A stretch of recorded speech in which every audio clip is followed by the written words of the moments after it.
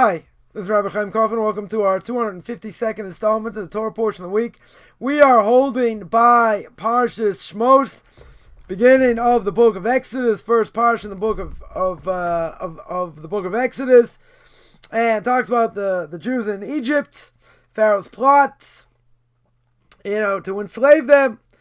And then we get the birth of Moshe Rabbeinu, and Moshe marries Zipporah. And he goes in front of God. And God tells him to go save the Jewish people. And all that. Plenty what to talk about here. I want to hit one aspect. The Torah tells me, book of Exodus chapter 1 verse 8. New king arose over Egypt, did not know Joseph. Right? So, the Torah tells me that there was a new king, didn't remember what Joseph did.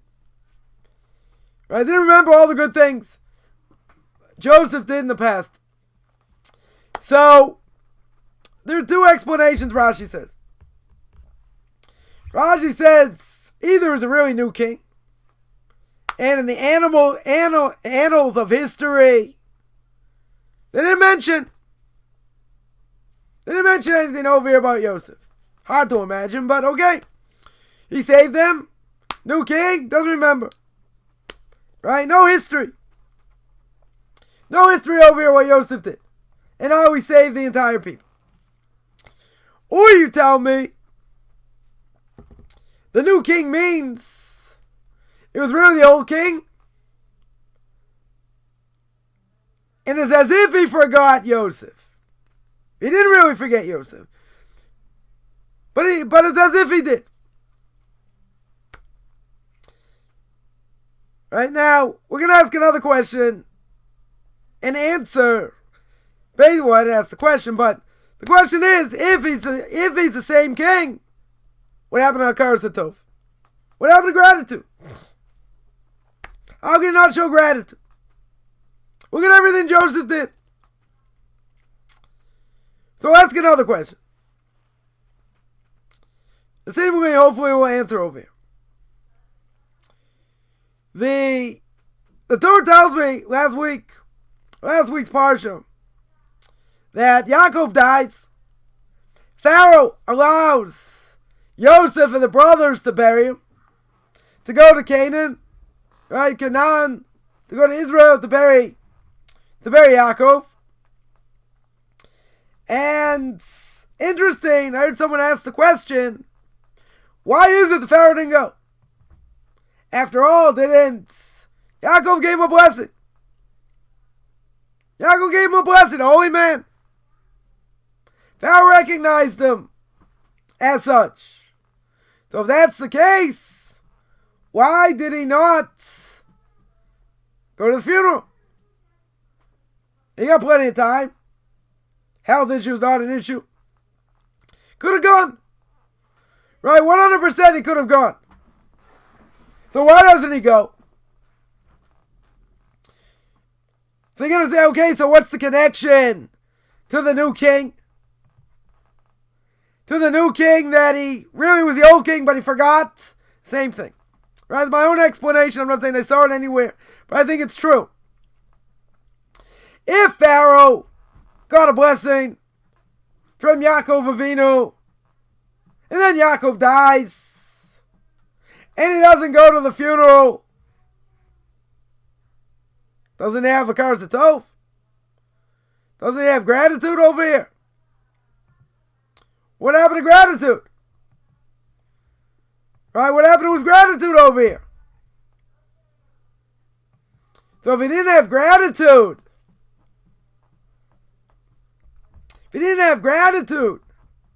not to go to the wedding, again, on the side that it's the same Pharaoh and he just, quote unquote, forgot Joseph.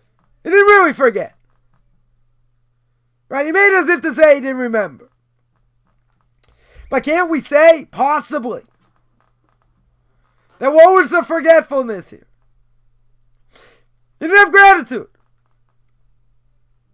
After all, Yaakov Avinu gives him a blessing. What, the blessing's not worth anything? He blessed him. Worth something. So I would say it's the same thing. Pharaoh there says it's a new king, quote unquote, but he's not really a new king. He's the same king, he just, as if to say, forgot. He forgot Yosef and what he did. Where's the gratitude? Yosef single-handedly saved his entire country by interpreting the dreams, by God giving him the ability to interpret the dreams. So what happened over here? He saved the country from devastation. No gratitude. As if he forgot him. So let's talk a little bit about gratitude.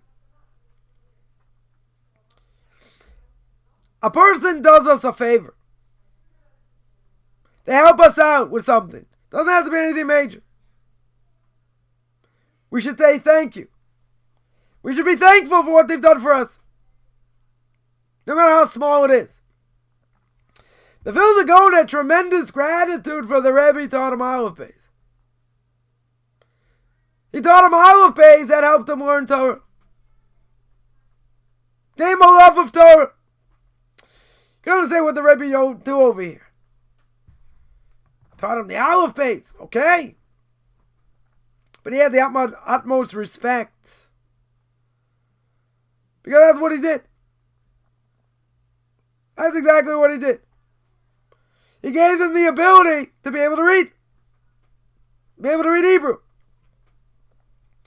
By being able to learn Hebrew, he's able to learn Torah. Learn Talmud. Give him the tools. Pretty significant. And look who the Vilna Gaon became. So that's, we'll call something relatively minor. But anyone who does us a favor, we should have gratitude. Now, it doesn't mean I have to worship the ground they walk on. But we should have gratitude. Because they did us a favor. They didn't have to do us a favor. They helped us out. Maybe they lent us money. Gave me a ride somewhere. Brought food to my house. I don't know. Whatever someone does. Should show gratitude. Should be thankful.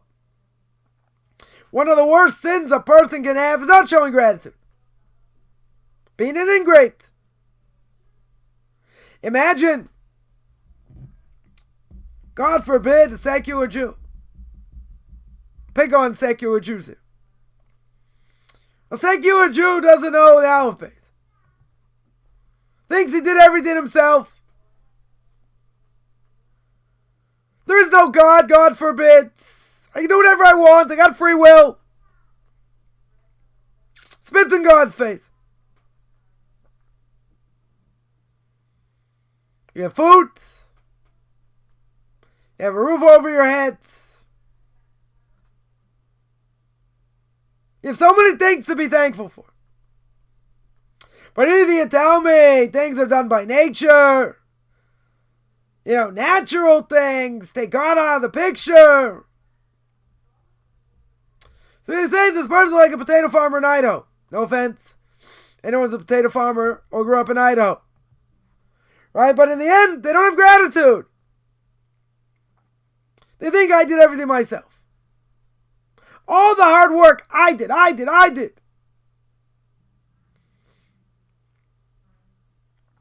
They never learned to show gratitude to the one above. They were never taught. They think everything's nature, everything's science. So you're going to say it's not their fault. Maybe. But they're going to be liable. Maybe not as if they did something on purpose. Certain things they'll be tremendously liable for. Desecration of Shabbos in public. Ignorance isn't bliss. At the same time,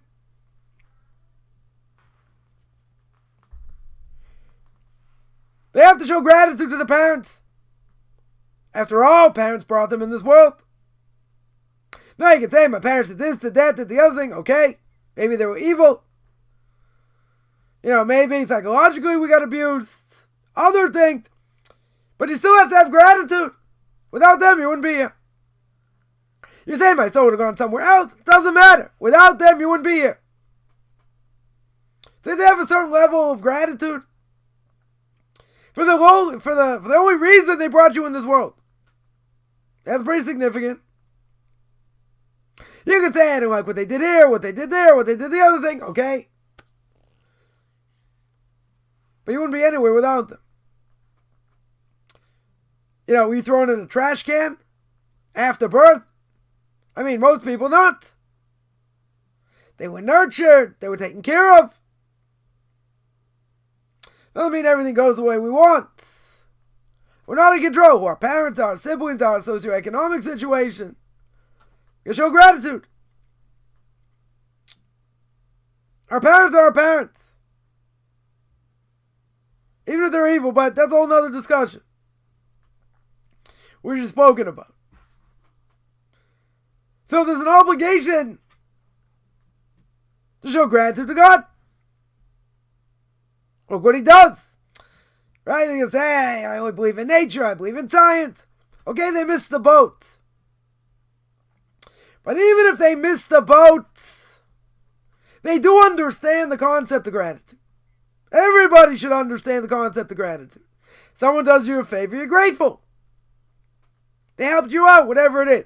I don't care if it's something insignificant. They did something for you. They helped you. Can't be an ingrate. They can't say they didn't do anything for me. They helped you, whatever it is. So if that's true, don't I have an obligation? Show gratitude. Right? That makes sense. And if I don't show gratitude, you're an ingrate. They helped you. And whatever it is. Now, if you look at all the chesed, all the acts of love and kindness God does for us, gives us air, majority of the world is water, plenty of water, all these different things. We breathe. How our body works. The person can say that's nature. Okay, let them say it's nature. But why aren't they thankful even for that? Even if it's according to nature. Right? Sometimes we're only thankful when things go wrong. When the body's out of whack. Disease. Right? Difficulties making a living, other things. But up until that point, everything's going good. Everything's going, quote unquote, according to plan. Somewhat. So day in and day out, why aren't we thankful? We're only thankful when things go awry. Can't take health for granted. Certainly can't take making a living for granted. With everything going on in the world. We forget. Even Orthodox Jews can forget. Forget to thank God for everything we have. Because we get caught up in life. We do things by rote, God forbid. Or we get beaten down in life. We have a lot of difficulty. Doesn't mean I'm not keeping Torah mitzvahs. But we have to remember the bigger pictures, we always say. You got to see the bigger picture. And if we're not thankful, we're ingrates. I think it'd be worse to be an ingrate to God if you understand how He runs the world and what He does. And it seems we're only thankful when something gets messed up. Whether it's our body, whether it's our plans, all kinds of things. We shouldn't have to be thankful and be tossed to the wolves. Shouldn't be that way. Every day we wake up, we say, Moida ani lefanecho. You thank God for giving your soul back. Because if He didn't, you die. It's another day to serve God. Sometimes it's easier, sometimes it's not. But regardless of everything that goes on, we have to show gratitude. We don't show gratitude, that's bad. That's really bad. Because here, you got an omnipresent being helping you with everything. Parnasa, livelihood, health, family, all these things. But we're only reminded when things go wrong. And it's hard for us to focus when we get beaten down in life. But you know what? That really doesn't matter. Because I still have an obligation to pray. I still have an obligation to remember God's the one in charge. It's not about life being fair. And all the good that we have to be thankful. Because if we're not thankful, God says, why do I do this for? Why do I keep you alive? Why do I do these other things? So Pharaoh's got the ultimate chutzpah. Pharaoh, according to one explanation, he quote-unquote forgets Joseph and everything he did. He saved Pharaoh and he saved everybody in Egypt. And Pharaoh looks the other way. Right? He gets a blessing from Yaakov, from Joseph's father. Takes it for granted. He doesn't know what Hakaras Hatov is. He doesn't know what gratitude is. So how can we expect anything otherwise? How can he forget over here? He wanted to forget. Give credibility to someone other than himself. Even though he looked at himself as a god. And obviously Moshe Rabbeinu called him on it. Pretty embarrassing. Right? But he got called on it. He knew the truth. But guess what? Truth didn't matter. He had a certain persona. He had a certain way he wanted to be portrayed. As if to say, I did everything. Joseph was second in command. He was the viceroy. But who's the one really in control according to Pharaoh? Himself. I'm going to give credibility to someone else. Oh no. Not going to do that. I want to take the credit for myself. Now I got to deal with the Jewish problem over here. Multiplying. Unbelievably. This, that. How easily he forgets. But there's a precedent. The precedent is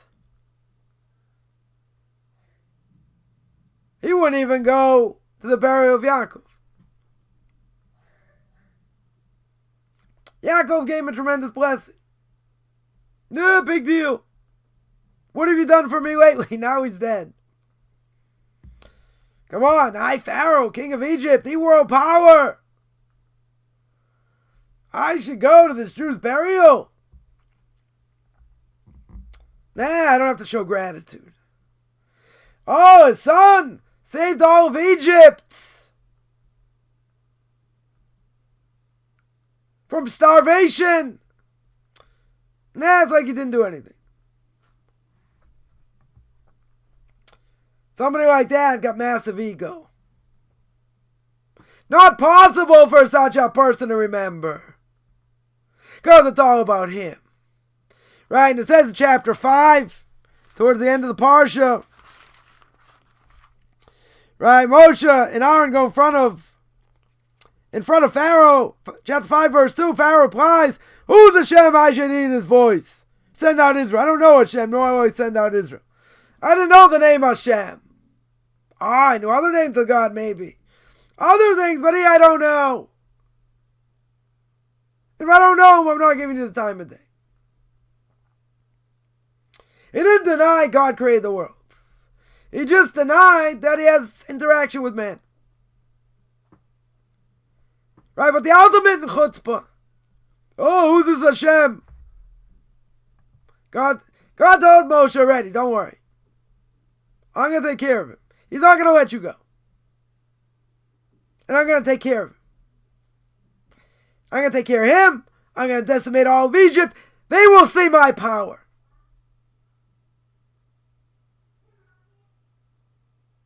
So Pharaoh doesn't want to show gratitude. Not to Yaakov, not to Yosef, certainly not to God. God says, Moshe, don't worry. I'm the one in charge here. I'm going to use him like silly putty. Anyone still use silly putty? I don't know. I'm going to use him like silly putty. I'm going to have a lot of fun here. Because he's got a big mouth. He's got a big mouth and a big ego. That's what happens when you don't show a karsatov. You don't show gratitude, all it shows is ego. It's all about me. That's what Pharaoh was about. It was all about him. Comes along the Torah and says, no, you got to show gratitude. You don't want to show gratitude? You pay the price. And God forbid anyone doesn't show gratitude today. It's a serious price to pay. A very serious price to pay. I want to remind everyone, I give a class on duties of the heart every Tuesday, 9 o'clock Eastern time. We are in the middle of the gate of self-accounting, chapter 3. Every Sunday, packed lineup. Book of Leviticus, chapter 15. Hopefully going to finish this week.